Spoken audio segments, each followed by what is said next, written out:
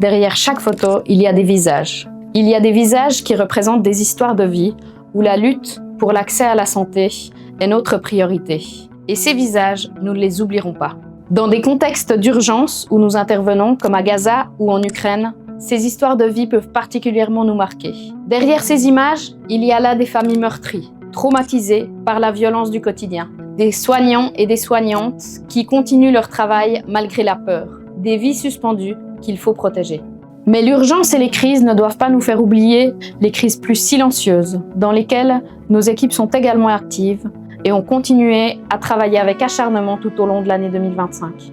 Au Mexique, la lutte contre les violences basées sur le genre reste une priorité. Un refuge est en place pour les femmes et leurs enfants victimes. Le long de la route migratoire, nous offrons des soins à travers des cliniques mobiles pour les familles. En Haïti, nos équipes continuent à faire face à une crise humanitaire sans précédent et qui s'enlise.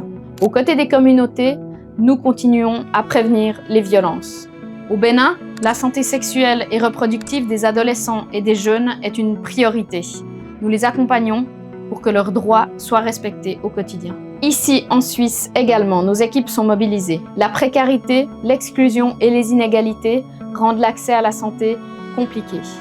Derrière ces photos, des hommes, des femmes, des personnes sans abri, des travailleurs et travailleuses du sexe ou des personnes issues de la migration se retrouvent dans l'ombre. Cette année, nous avons aussi porté des voix lors du FIFDH à Genève, sur la place fédérale à Berne ou lors du lancement des 16 jours d'activisme contre les violences. Notre devoir est de témoigner, de dire ce que nous voyons, de porter nos revendications et de continuer à lutter sans relâche pour l'accès à la santé de toutes et tous. Derrière chaque image, il y a surtout vous, donateurs, donatrices, fondations, partenaires, membres, bénévoles et nos collègues sur le terrain comme en Suisse.